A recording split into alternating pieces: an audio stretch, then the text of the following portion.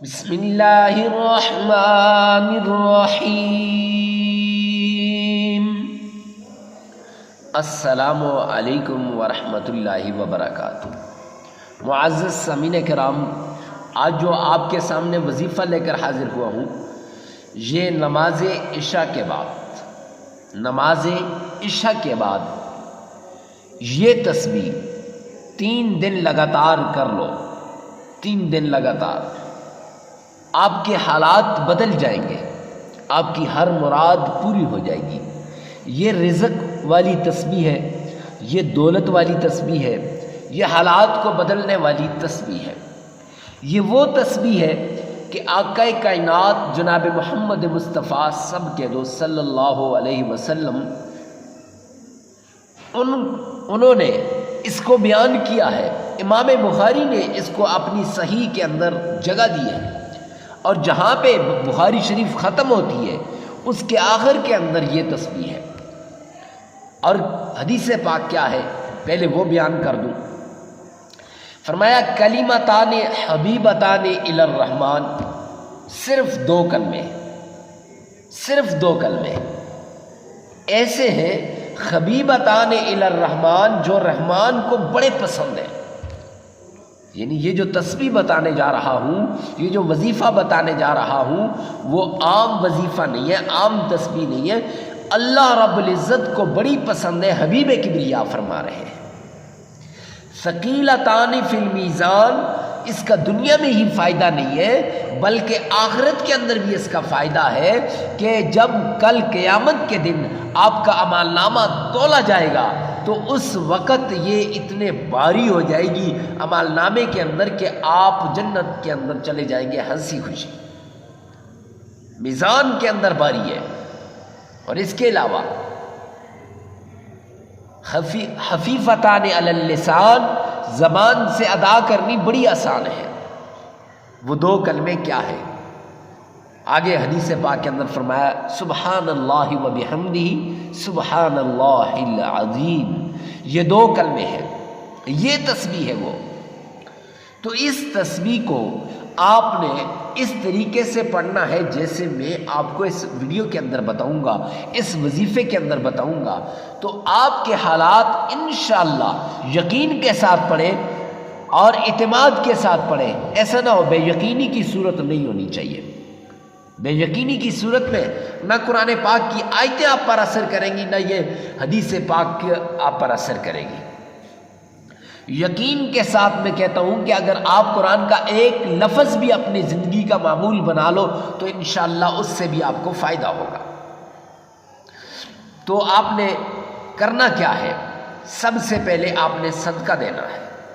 صدقہ یہ 3 دن کا عمل ہے، 3 دن لگاتار صدقہ دینا ہے۔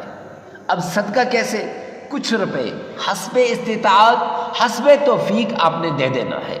ایک صاحب سوال کرتے ہیں بھائی میری طاقت ہے ہزاروں میں دینے کی، تو میں نے کہا بھائی یہ تو بہت اچھا ہے کہ ہزاروں دے سکتے ہیں تو غریب کو دے دیں، اللہ سبحانہ و تعالیٰ تمہارے حالات کو تبدیل کر دے گا۔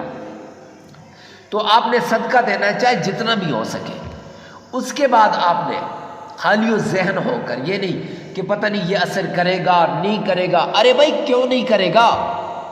نبی پاک صلی اللہ علیہ وسلم کا فرمان ہے، امام بخاری نے اپنی صحیح بخاری کے اندر اس کو جگہ دی اور فرمایا اصح الکتب بعد کتاب اللہ، کہ بخاری شریف کے بارے میں فرمایا کہ ساری کتابوں میں سے سب سے صحیح کتاب اللہ کے بعد بخاری شریف ہے، اس میں سے یہ عمل بتا رہا ہوں۔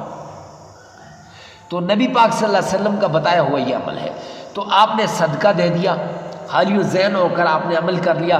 اب تیسری بات، آپ کا دل، آپ کا دماغ، آنکھیں، کان، زبان سب اللہ کی طرف متوجہ ہونا چاہیے۔ ایسی جگہ پہ بیٹھ کے، ایسے نہیں چلتے پھرتے تسبیح پکڑی ہوئی ہے کیا کر رہا ہے جی وظیفہ کر رہا ہوں، ساتھ گپ شپ بھی ہے، ساتھ دوسروں کی طرف بھی توجہ ہے، اور ساتھ کیا رہا ہے جی میں وظیفہ کر رہا ہوں۔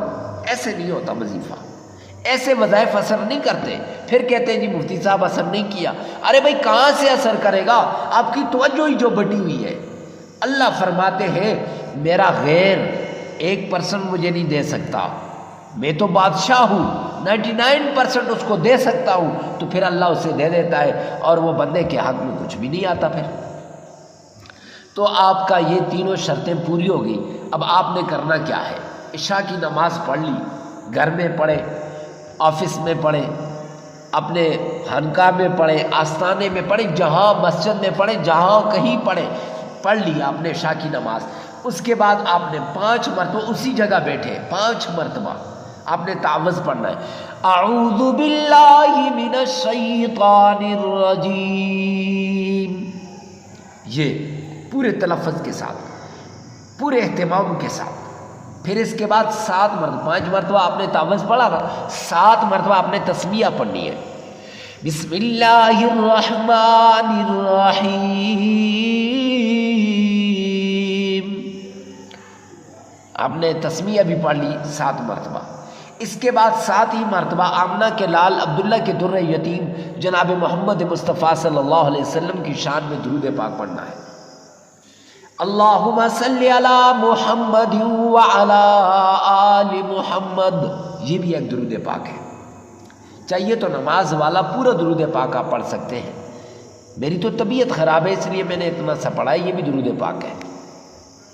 7 مرتبہ اپنے نماز والا پورا درود پاک پڑھنا ہے۔ اس کے بعد یہ تسبیح سبحان اللہ و بحمدہ سبحان اللہ العظیم 313 مرتبہ پڑھنی ہے، پڑھ لی۔ پھر اس کے بعد سورہ کوثر 3 مرتبہ پڑھنی ہے۔ سورہ کوثر کتنی مرتبہ؟ صرف 3 مرتبہ پڑھنی ہے۔ اور پھر آپ نے 3 مرتبہ نبی پاک صلی اللہ علیہ وسلم کی شان میں درود پاک پڑھنا ہے اور 33 مرتبہ آپ نے استغفار کرنا ہے۔ ارے بھائی یہ جو وظیفہ بتایا ہے نا، رب کعبہ کی قسم ایک ایک لفظ حدیث پاک سے ثابت ہے۔ اب استغفار کے بارے میں آپ کو بتاؤں کہ اکثر لوگ کہتے ہیں مفتی صاحب آپ یہ 33 مرتبہ استغفار کیوں کہتے ہو آخر کے اندر؟ 29واں پارہ اٹھاؤ، سورہ نوح اٹھاؤ، اللہ فرماتے ہیں فَقُلْتُ اسْتَغْفِرُوا رَبَّكُمْ اسْتِغْفَارًا، اے میرے بندے تم استغفار کرو، ربا کیا ملے گا استغفار سے؟ جیسے اکثر لوگ سوال کرتے ہیں نا، جی مفتی صاحب ہم نے کوئی گناہ کا کام تو نہیں کیا کہ ہم استغفار کریں، تو اللہ کیا ملے گا؟ فرمایا وَيُمْدِدْكُمْ بِأَمْوَالٍ وَبَنِينَ، اللہ تمہارے مال میں بڑھوتری کرے گا، بڑھائے گا تمہارے مال کو، وَبَنِينَ تمہاری اولاد کو، اور آگے چل کے فرمائے تمہاری ساری مشکلات کو ختم کرے گا۔ اور اس کے ساتھ دوسری بات ذہن کے اندر آ گئی، پیران پیر شیخ عبد القادر جیلانی رحمۃ اللہ علیہ اور ان کے ساتھ حضرت حسن بصری رحمۃ اللہ علیہ، اکثر کوئی وظیفہ پوچھنے آتا، کوئی مشکلات بیان کرنے آتا، شادی نہیں ہو رہی، نکاح نہیں ہو رہا، انگیجمنٹ نہیں ہو رہی، یا غلہ نہیں آ رہا، یا کاروبار میں ترقی نہیں، صرف استغفار ہی تجوید کیا کرتے تھے، صرف استغفار ہی۔ شاگردوں نے کہا حضرت یہ کیا ہے کہ آپ استغفار تجوید کرتے ہیں ہر بیماری کا علاج؟ فرمایا آپ کو پتہ نہیں استغفار کی پاور کا، اگر پتہ چل جائے تو رب کعبہ کی قسم آپ استغفار کرنا ساری زندگی کبھی نہ چھوڑو۔ تو 33 مرتبہ استغفار کر لیں، عمل مکمل ہو جائے گا۔ 3 دن لگاتار آپ نے یہ عمل کرنا ہے۔ تو معزز سامعین کرام، ویڈیو کو ثواب کی نیت سے صدقہ جاریہ سمجھ کر شیئر کرنا مت